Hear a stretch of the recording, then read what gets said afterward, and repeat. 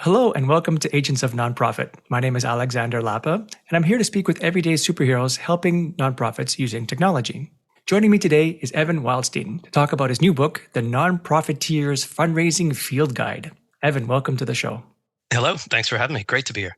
I'm curious to know, before we get started, what is your superhero origin story? That is to say, how did you get started working with nonprofits? Superhero origin story. I think you'll probably have a lot of responses that are similar to this, but it was purely accidental.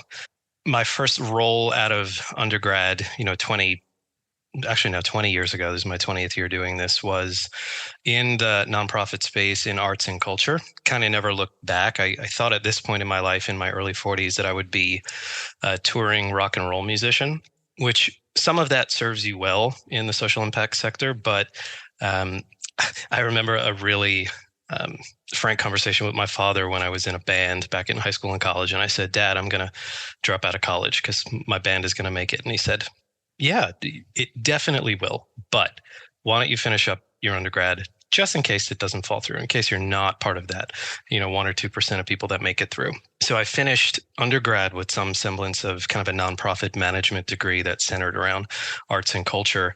I got my first job coordinating a sort of a musical outreach program in the 5 boroughs in New York City, which is where I grew up. And I just haven't looked back since then. So I kind of fell into it. And that's led over 20 years to doing a bunch of different stuff in public programs, operations, fundraising, a little bit of consulting. And I have enjoyed getting to know the different flavors of the nonprofit world, as frustrating as some of them might be.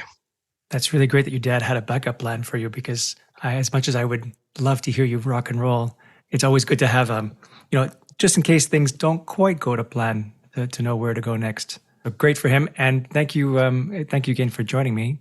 I'm curious to know then, you wrote a book, The Nonprofiteer's Fundraising Field Guide. What made you, before we get to the meat of the book itself, I was curious to know what was the motivation behind writing the book? Yeah. And if you're talking about the book as sort of a tongue tie, I apologize to anyone who has to talk with me about it, because I did pick a bit of a flippily titled book. Not uncommon in the world of, I guess, academia or scholarship. The book is sort of a narrative-based version of my grad school thesis. I've been at this work for about 20 years, and I decided maybe 15 or 16 years in that I always knew I wanted to go back to school. Didn't know it was either going to be an MBA, something very formal like that, or something a bit more theoretical. And I chose a program up in the Pacific Northwest at Gonzaga University. They have one of the nation's probably leading programs on servant leadership as it relates to organizational dynamics and organizational behavior. And I did that program. I centered most of my studies around org leadership through the lens of servant leadership. And as I got near the end of the program, when I started thinking about my thesis and my grad, like my final culminating grad work, I said, I'm in the nonprofit space. I've been in fundraising for about 9 or 10 years, so about half of my career. And I said, servant leadership, we'll get into this a little bit, it just feels really perfect for fundraisers. And I said, what I should do is focus my thesis on augmenting the research that is out there. Come to find that there really wasn't anything that leaned into using the core traits or behaviors of servant leadership to improve fundraising. There's a lot out there on philanthropy about giving money away, servant leadership as being a core value of donors or corporate social responsibility programs or foundations. But on the side of fundraisers, anyone inside a nonprofit whose work results in net revenue, there wasn't a lot out there. So I wrote this highly academic research thesis. And then one of my mentors in college, who has been sort of a guiding light for me on all this, said, you did a cool thing with this thesis. You could do a couple things with it. You can submit it to a journal. There is, believe it or not, an international journal of servant leadership where I have an article that just published. And he said a few people would read it. Very good. Or you could kind of dream big or do a book or something. And I said, well, kind of always wanted to write a book. So I took the thesis, added about 10,000 words to it, interviewed a bunch of people in the sector whom you and I would be familiar with. And there's the book. I pitched it to a couple publishers, and I was fortunate enough to have one of them also in the Pacific Northwest, Whiff and Stock, pick it up. And it officially comes out June 1st. If there's any concern about the book title, there shouldn't be any concern about the book title. Rather, it's a very accurate description of what it is. It's probably my own dyslexia that has challenges just reading the words for it. And it is a field guide, which means it's a bit shorter than maybe a novel or whatnot. But the length of a book to me is not about the value. The value is separate than the length of the book, let's say. And this is really jam packed with lots of good value, lots of good thought provoking ideas. But before we get also too far into those details, you use the word servant leadership. And that was the first time we had a conversation. That was a new word for me. And I'm curious to know if you could define it and then mention, why is there a dash between the word servant and leadership? Yeah, you're not going to get a short answer out of me, which I think is one of the issues with servant leadership in the grand scheme of things. And as it relates to the title of your show, and your not so small hat tip to the Marvel universe, it occurred to me, and this is going to be a really poor comparison, but I think of servant leadership as something like Thanos' Infinity Gauntlet, but like if it were used by someone with good intentions. Or maybe, let's go over to DC. Maybe instead it's more like Batman's utility belt. It's, I tend to think in terms of servant leadership is, or servant leaders do, versus servant leaders are. I think there's sort of a two lanes of thinking about servant leadership, where you've got the group of people who consider themselves servant leaders. They call themselves servant leaders. It's sort of noun based, where what I find to be more practical and useful, which is the sort of tenor of the book, is the verb orientation. Whereas servant leadership is a series of behaviors, paradoxical as they may be, that create environments where people are served to the greatest extent possible. And what's interesting about it, what I've liked about this philosophy as behaviors for a long time, is that it sort of flies in the face of most of the things we have come to know about business and senior management and leadership. It focuses a lot less on authority and where someone sits in the position, the quote unquote big boss in the corner office, and more about this concept of leadership as influence. And we'll get more into, I think, in this chat, a bit more about the core behaviors. But your question about the hyphen, the dash between the two words, I've seen it written multiple ways, but there is something, even though that seems like a small detail, it's a really powerful one. And what I find is that hyphen, or that dash between servant and leader, creates something of a bridge. And thinking in the hyphenated terms suggests something of collaboration, whereas one boosts the greater good by considering the entirety of the orbit. It encourages all around growth rather than what you might think are actions or behaviors that may be self-serving. Because like on one side, service without leadership can lead to what we see a lot in the nonprofit sector, which is just serious burnout and stress. Whereas leadership, absent of the service mindset, sustains that traditional top-down pyramid view where senior manager at the top leads by dictum. Everything else flows down to the bottom, sort of flips those models on their head. One of the ways I find I can really capture an idea, a new idea, let's say, is through an example. And when I was reading your book, scanning through it, I read a bit of a passage about a gentleman, Bob Galvin. And I was hoping you could just explain a bit about that to give a more concrete example of what a servant leadership is or looks like in the real world. Yeah. And I found that to be, there's a book written on servant leadership by a couple great authors where they use Bob Galvin, who was, decades ago, the former CEO of Motorola. And there was an experience where one of the employees, they don't get into the book exactly what he did, but there was some sort of glaring error at the time that cost the company $100,000, which at the time, $100,000 is a lot now, but back then it was sort of astronomical. And there always tend to be these pivotal moments where, if you come with just a sort of great man, and I'm putting that in air quotes for people who can't see, the great man leadership theories, where people at the top lead by bravado, by do what I say, not necessarily what I do. I think in business terms like that, an employee who made a glaring financial mistake like that would have been let go immediately, would have been used as sort of an example for others to not do what that person did. But there are two core behaviors of servant leadership, one that focuses on conceptualizing the greater good, and another that focuses on healing people in their environments. And what transpired was that Bob Galvin worked with the employee to create solutions to the mistake that the employee did. And over time, it ended up saving the company $1 million. So, he took the very long road there. And that's one of the things. Servant leadership, as I've seen it referred to, is more of a marathon, not a sprint. And so keeping an employee, or keeping employees who may have small bouts of failure, who may make mistakes, and looking forward with the greater good, he took a very long road approach. If we fast forward a little bit, there was a great example I saw that wasn't connected directly to servant leadership, but during the pandemic here in Texas, there's a museum over in Austin called the Blanton Museum.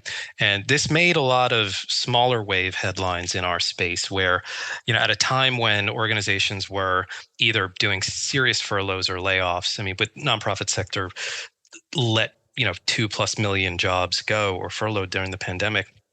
Leadership at the Blanton Museum took a really interesting approach where they looked around, and in a way to stave off furloughs or firings, they took staff like custodians and others and put them to work in other ways. You had custodians writing thank you notes to donors and partners and helping them research people. And I found that to be a really inspiring example of service to the greater good, because you were keeping the museum staff employed. You were using them to activate on boosting relationships with donors. And I found that to be a really great modern example of an organization that led by its values.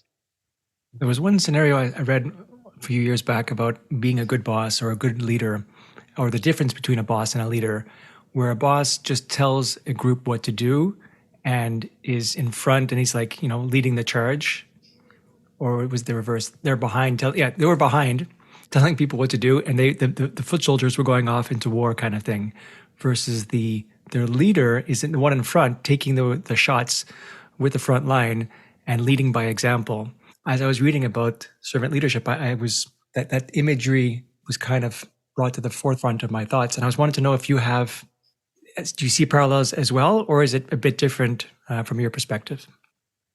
It's a fair question, and I think it's actually a great question. One of the things that you see, not directly correlated to servant leadership, but there's this idea that modeling the way or modeling the behavior you want to see is just authentic and good no matter what you do. And so leading by example, in war, that's very different. You don't want, the general from the ivory tower, as it were, sending soldiers into war when they're not willing to do that themselves.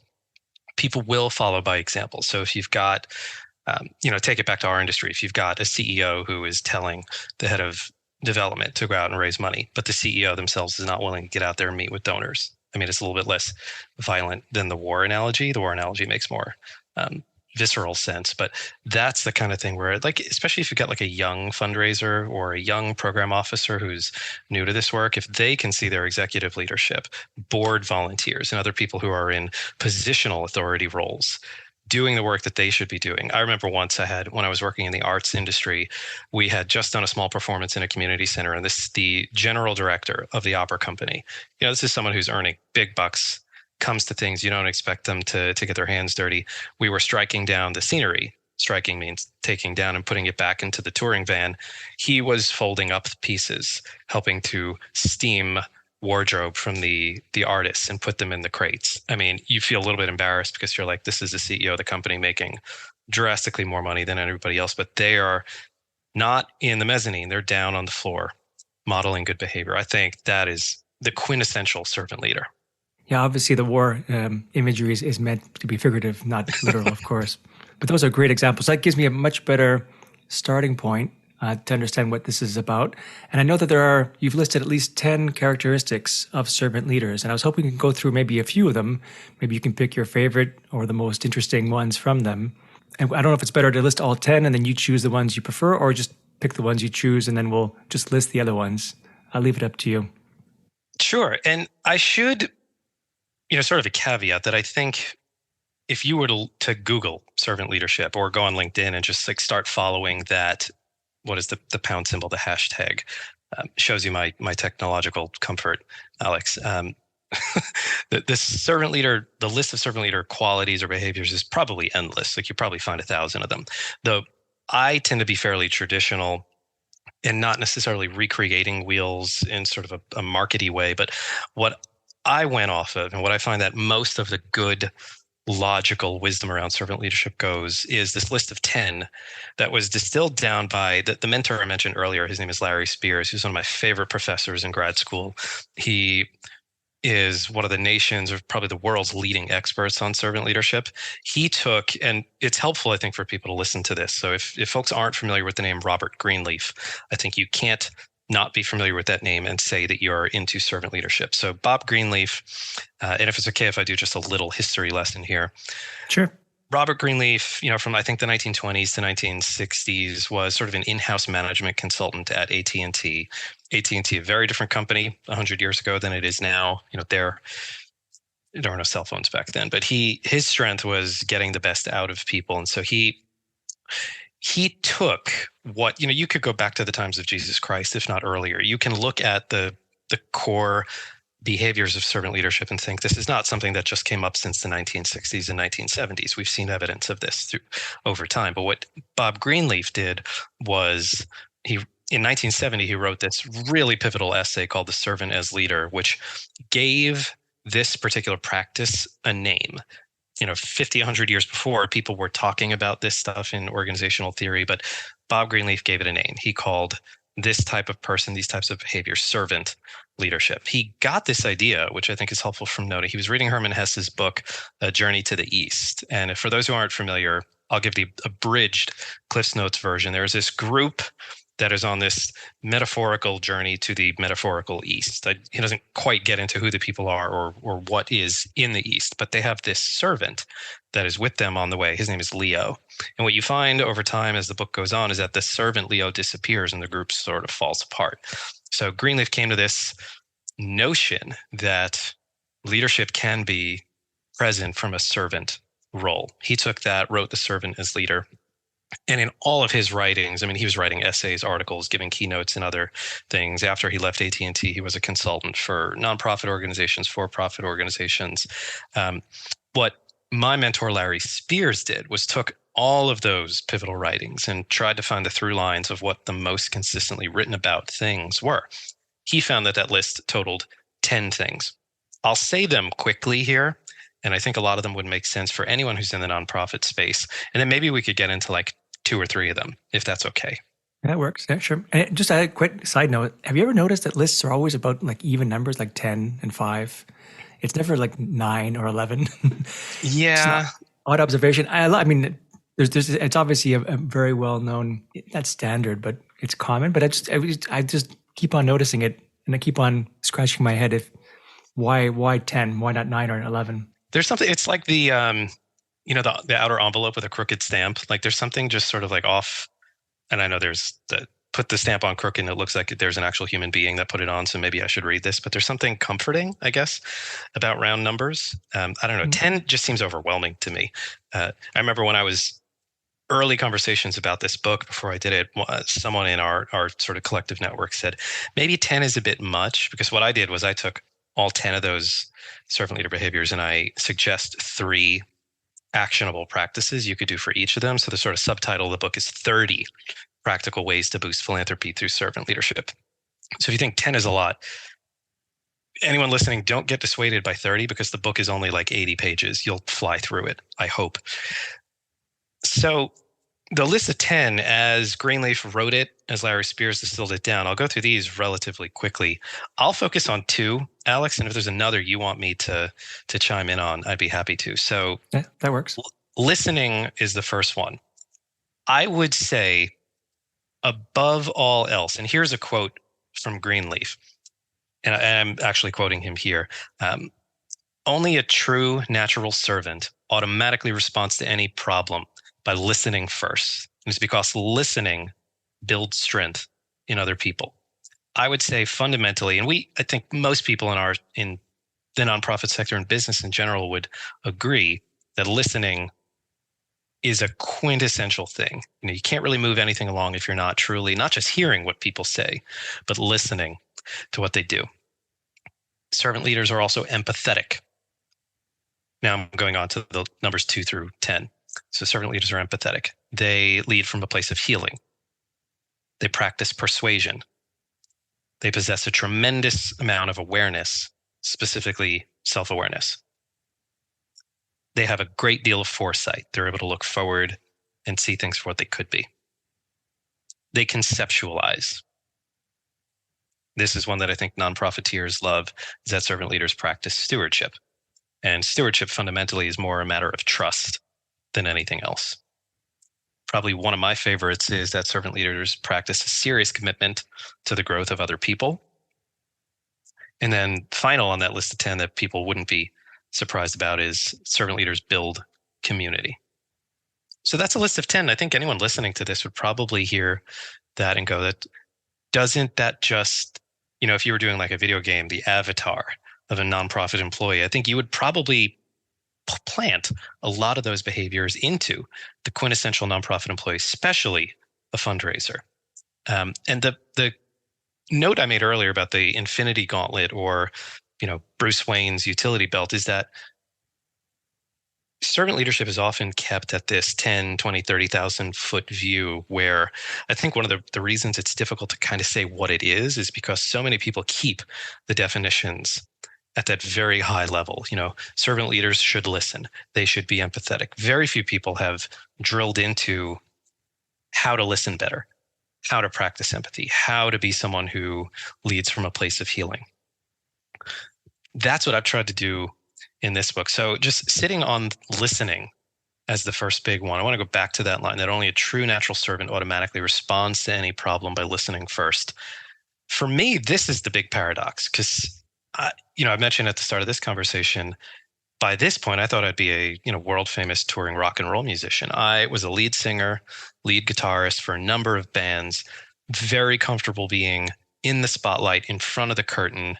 Even when I went over to the nonprofit space, the industry I chose was arts and culture. I was producing operas, other performances, introducing them before, doing talkbacks with artists. And so I was someone who, for the entirety of my adult life, I've been very comfortable being in front of the curtain. Listening, if I'm being honest, is not a behavior that I inherently do well. That's something that I've had to struggle with. One of the things that I did a lot during the high days of the pandemic, when everybody was virtual, I kept myself on mute a lot more. I kept a little Post-it note next to my laptop screen with the word listen on it, because I tend to find myself gravitating towards contributing to a conversation instead of listening. There's this sort of 25-75 rule that we talk about in fundraising, where we should speak 25% of the time and we should allow our donors and philanthropists to speak 75% of the time. And that is super hard math to do in real time. It was easy for me to do in real time because I found that I was talking over people, steamrolling them, cutting them off. And that's not a good behavior. I was not leading from a place of listening. So I've had to really actively practice generative listening. And there are some practical things in the book that I point to, like one of them being that 25-75 rule. If you are on the phone, on a Zoom, sitting across from coffee from someone, and you find yourself just leaning forward, you're cutting the donor off, just pause, sit back, relax your body language. People will speak. And if they don't, it's okay, because that leads to one of the second things that I suggest in the book, is what I'm loosely, lovingly calling like the new 5-second rule. Now that we have a kid at home, I'm thinking about the 5-second rule. You drop a pacifier on the ground. We clean them all the time, but you grew up, if something's been on the ground, I don't know if there's any science behind it. If it's there for less than 5 seconds, it's okay. You can eat it. You can do what you want with it. But this idea of, when you've prompted a donor with a question, whether or not you're asking them about their family, their business background, or if you're making an ask, if you're asking someone to contribute 5, 10, 25 plus $1,000 to the organization. What I find a lot of fundraisers do, and I've done this a lot in my career, where you say, Alex, thanks so much for your time today. I know where we've had a lot of good discussions about the programming that we do. Would you consider $10,000 gift to our organization? 5-second pause between the end of that question and waiting to see what happens with the donor feels like a darn eternity.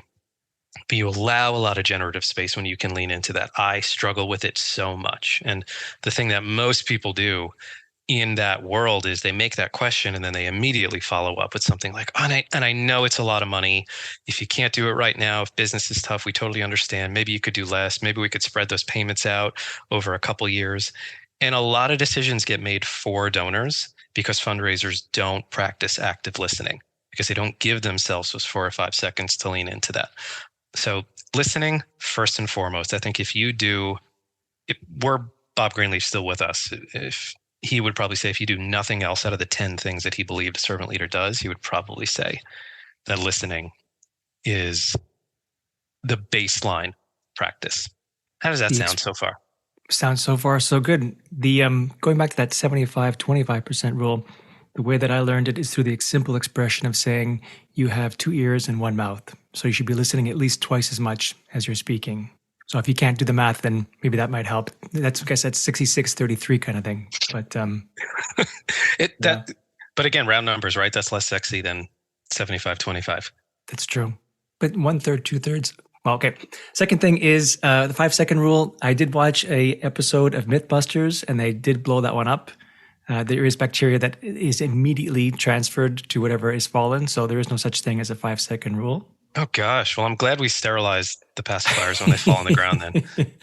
And the third thing is one of the many beautiful things about Japan and Japanese culture is when they're in business meetings and they talk, I don't know if this is true, but they actually wait up to 10 seconds between waiting for the other person to respond, to create space, to create insight, to reflect, and to your point, not to jump over each other in conversation, but to allow the conversation to take its natural course, and not to be just one person contributing after another, but to make it a more meaningful conversation. And I thought that was really beautiful to hear.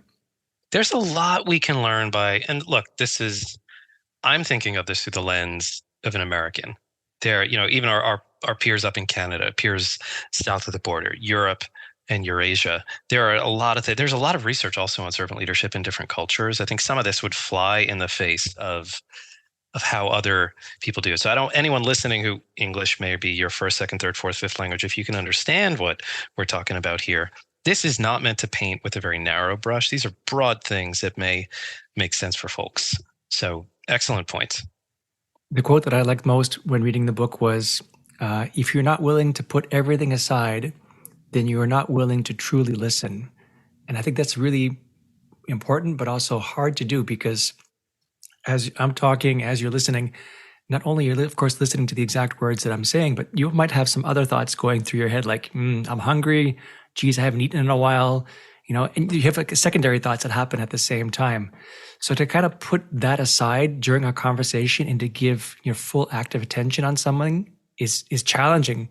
But if you can reach it, and I know some really great therapists, for example, can do that, it's perceived by the speaker. There's a noticeable difference in the way that people are attentive in part or in full. And to your point, I mean, it's a fundamental trait that really all of us can benefit from learning how to do better. One of the fascinating things for me where servant leadership sits differently than, there are different theories, great man theory, leader member exchange, authentic leadership, transformational leadership. Servant leadership, it's sort of one of these, it's newer in the canon. Bob Greenleaf wrote his essay in 1970. He wrote a bunch of other stuff, the 70s, 80s. There was Robert Greenleaf's Center for Servant Leadership, which I believe when it was founded was called the Center for Applied Ethics. He should have hired a marketing firm to help him with that name, because it just seems off the bat. But there are so many things that thread through to other things. One of these other traits of servant leadership is empathy. And when you were talking before, just even like body language, thinking of technology, and I think we'll get to that in a second, but thinking of technology and how even the smartest of us who think, oh, I can just look down at my Apple Watch or just take a glance at my phone and I can pop right back up to the conversation. I always love to text a few friends when I go to a coffee shop, and you can always tell the meetings that are fundraiser donor. It's someone who's fairly casually dressed, and then the fundraiser is always in, khaki and in a blazer, and there's always like a body language that you can tell that there's a philanthropic conversation happening there. And the amount of times I can count on multiple fingers that you've got the fundraiser has their phone sitting on the table face up. You may not look at the text message or the email that comes through, but some of the research, and I point to a little of this in the book, that shows that even just a momentary distraction from technology can distract your brain for like 30 seconds. And I compared it to some world famous rock and roll song choruses. So when you think about you're talking with a donor, say it's a cancer survivor, and you're talking about a meaningful gift to the hospital that may have saved his life or treated his wife or something like that. And your phone pops up or your watch vibrates. I don't have an Apple Watch. I don't know if they vibrate. Just, humor me. That's going to pull you away from that conversation. That's not going to allow you to be clear and present. And to the quote that you mentioned, how can you truly listen to anything, let alone if you're barely able to hear what someone says, if your posture, your focus is elsewhere, and if you just don't have the time and space in your own being to do that. It's a good quote you pulled out. Thank you for that. That's the point. You could thread through to all of these, but the one that's sort of my favorite, sort of near the end of the list, but I think if it were anything, I would put it almost as important as listening. And you see this in a lot of senior managers. Doesn't even need to be senior manager, but the thinking of leadership as influence, not positional authority, but the servant leaders that I think do this the best are the people who lead into growing other people and not necessarily always putting other people first. I think that's sort of a reductive misunderstanding of servant leadership, but committing to the growth of other people. There's another quote by Greenleaf, and I love this one because there is this international journal on servant leadership, and this quote by Greenleaf sits on the front page of every issue of that journal because it's so important. He said, "Do those served grow as persons?" And then I'll fast forward a couple lines. And he said, "And what is the effect on the least privileged in society? Will they benefit or at least not be further deprived?" You can commit to the growth of other people as an executive assistant just as meaningfully as you could if you were the CEO or executive director of an organization. And if there were any other trait that I think followed up listening, and that what listening can lead to is this commitment to the growth of other people, because that's holistic.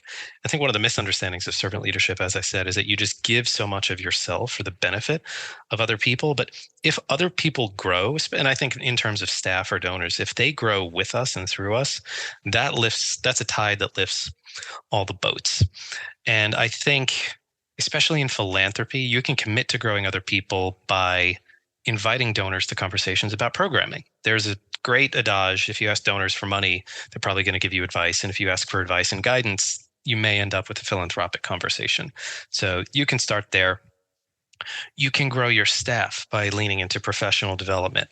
This doesn't need to cost a whole lot. I think especially in this technological age, you can look at the Lilly School of Philanthropy. You can look at Candid, GuideStar, and other resources. There's a lot of stuff out there that is free. Listen to every episode of this podcast. You have great guests. You're a great host. There's a lot of free stuff out there, but grow your staff by building skills and listening, doing other professional development opportunities, because that increases the capability of people who work for you. They'll have better engagement with donors. Revenue will increase. It's a big cycle. So I think, buy the book and read through the section on the commitment to the growth of other people. But I think equally as important, if not a near second to listening, is that commitment to the growth of other people. Recently, we had a great guest on that talked about building a great team. And I actually had a few guests like that, but this guy in particular, this individual, was underlying one of his best skills was basically finding amazing people and bringing them onto the team. And he was so egoless. I'm not sure if that's the right word, but his ego was so low and humble. He acknowledged and he realized the value of bringing on these fantastic people and then inspiring them and unleashing them to be able to thrive in their environment. And his whole demeanor toward that was really impressive.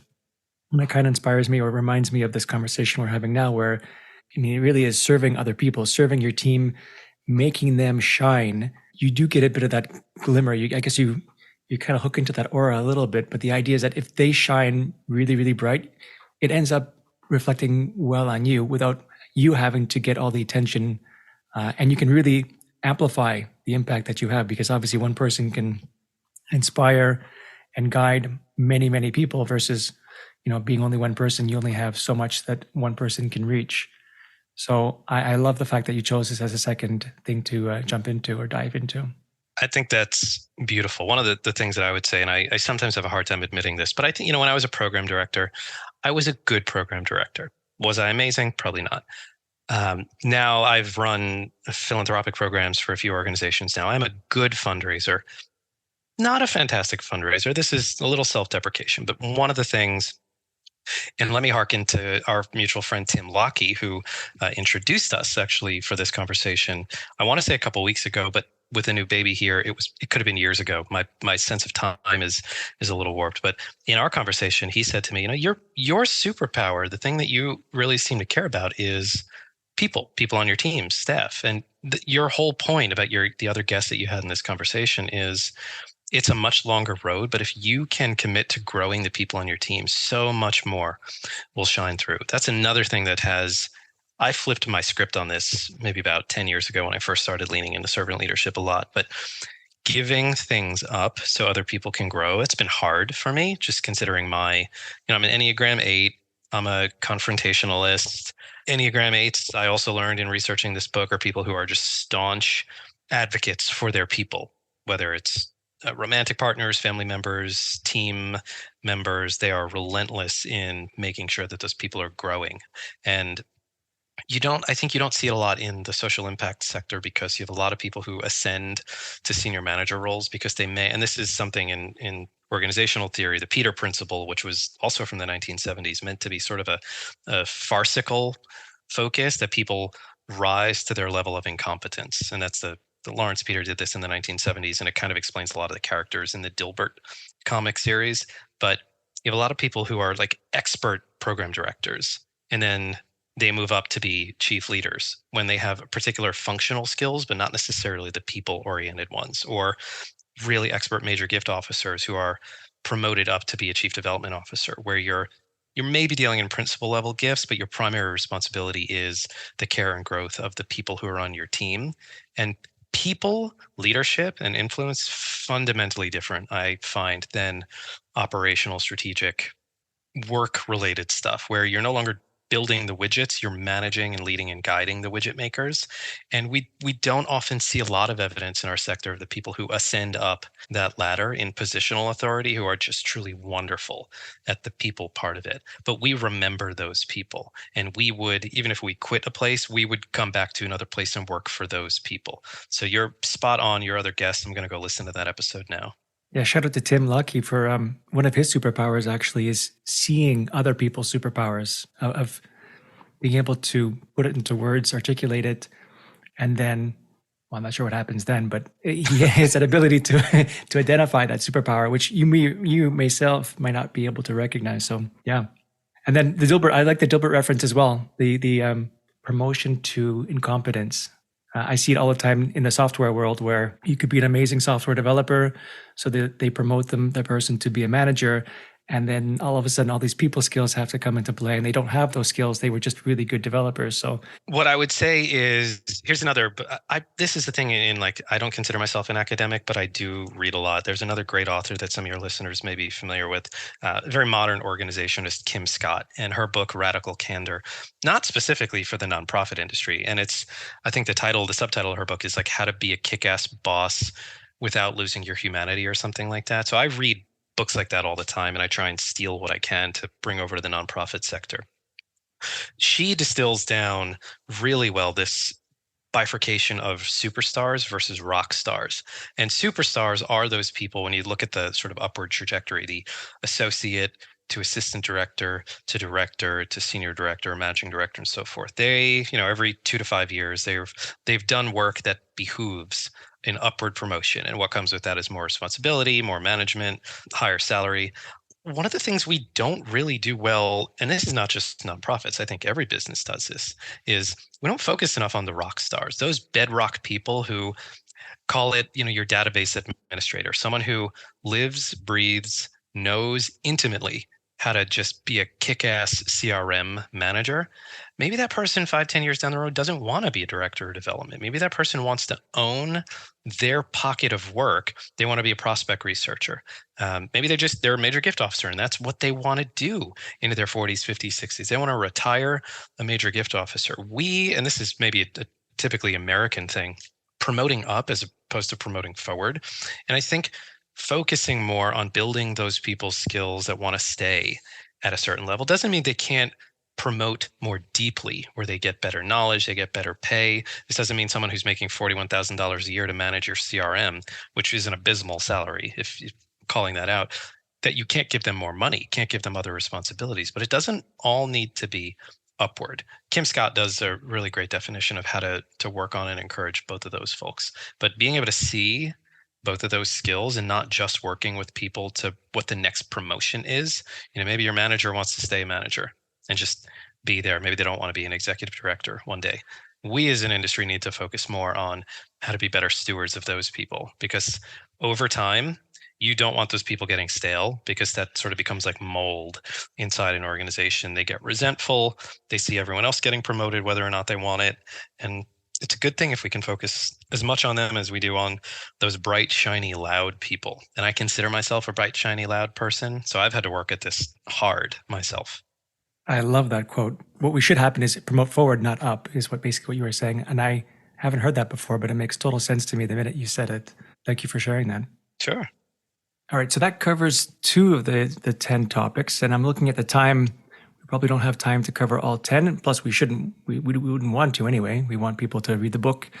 So I'm curious to know then, from a technology perspective, how does technology fit in with servant leadership? Or how do you apply technology in that kind of space? Good question. And even as someone who's not great with tech, there's a couple points in the book that I note. If we go back to listening, there's a couple, I think, simple ways, and none of the things that I'm suggesting, like I'm not getting into chat, ABC and the AI and other things like that, but I think there's some like fundamental easy things. On the listening bent, what I've seen, our friends over at We Are for Good, they welcome voicemails and other suggestions for the show through, I think the program they use is called SpeakPipe. But there are simple ways that you can sort of create a virtual suggestion box for people. If you remember, I don't know if you remember this, but I remember growing up in like the early 80s where you'd go to some corner stores and there'd be like boxes in the front where people could input suggestions of their brands or items that you want us to carry. I think there are ways that we can do that technologically, where have comment boxes on your website, in your email footers or headers or whatever. If you really do want people to respond and utilize the technologies that you provide for them, make it easy. In the emails that you send out from your organization, maybe not all of them, but if they're fundraising specific emails, have them come from alex@organization.org as opposed to info@. And make sure that because I can't tell you how many times I've been at an organization where like the communications manager will forward me an email because a donor responded to the email that came from info@the organization. And then 3 months went by and they said, oh, we happened to check the inbox and we found this reply from a donor, because not everyone's up to speed on how to communicate well with technology. Some donors, particularly of a certain age, they see an email and they reply to it, whether or not someone's checking those emails. So make sure that people can reach real people, and you can do that in various ways. If we go over to awareness as a servant leader trait, awareness, I think, is very steeped in the present moment. And one of the ways, especially when you think of the small things we can do over the cadence of time that can get people familiar with our work in such a way that they want to be inspired to donate, is easier for direct service organizations. But if there is opportunity for folks to volunteer, use technology resourcefully. There are programs like All for Good, Idealist, the website, Airtable, and others where you can have donors sign up for volunteer hours, or even just ways to come and engage with your programming. And some of them are far more seamless than others. I know if I can use it, anyone can use it. I'm aging myself here. I'm like a young old person or an old young person. I forget which way. I don't feel so old in my 40s, but there are a lot of these practical resources out there, many of them that are free, that I would consider technology. I'm one of these people that consider email a technology, even if that's just sort of woven into the fabric of everyday life. But those are just a couple ways that I would think, and I point to those in the book as well. I'm curious to know, what would be the takeaway? What would you like readers reading the book? If there was like one main theme, one concept that they could take away after reading the book, what would that be? My baseline, this is the reason I went back to get my master's degree in this particular way. I want nonprofits and I want philanthropy to quote unquote make it. And this is not meant to sound overly negative. I think for me, it's actually largely realistic, but I think the jury is still out on whether nonprofits and philanthropy and fundraising as it is will make it. What I think we've seen a lot of evidence of the past couple of years, especially since 2020 and all the things that have happened since then, we see a lot of people giving themselves permission to proceed away from nonprofit jobs. If you're a major gift officer and you're making the same amount of money with crappier benefits that you could make if you go down the block to, coffee company X and earn less, deal with less stress. Earn, the same, if not more, deal with less stress. And at the end of the day, you can hang up your coffee apron and go home and work hasn't followed you there. That's important. And I think this is the thing, if you were to think about servant leadership, read this book, enjoy the content, dive into it further, I think that what we might find beyond fundraising alone is that servant leadership creates an opportunity for people to have an open mind and a willing composure. And I feel beyond what I think, I believe and I feel that it just might be the one series of collective practices that can save our industry. And in 80-something pages, I try to distill it down in a way that people understand a little bit better what servant leadership is, where it came from, and how they today, tomorrow, and the next day can go immediately practice the core behaviors of servant leadership to do right by themselves, to do right by their organizations, to make donors feel good. It'll grow, again, that tide that grows the whole. I feel that this is one of those practices that can truly set a poor performing industry in a lot of ways apart and make it better. Awesome. Where can people find the book as it comes out? You said it's coming out early June. Where can people buy the book? And if they ever wanted to contact you with follow-up questions, what is the best way to reach you? Sure. Probably easiest place to go is just nonprofiteers.com. That'll get you right to the landing page for the book. People can go find me, Evan Wildstein, on LinkedIn, and I'm happy to receive emails from everyone at me, M-E, at evanwildstein.com. Evan, thank you so much for joining me today. This has been very insightful. Thank you. It's a pleasure. Appreciate it. All right, that's it for today. I'm Alexander Lapa, and I hope you join me again in the next Agents of Nonprofit.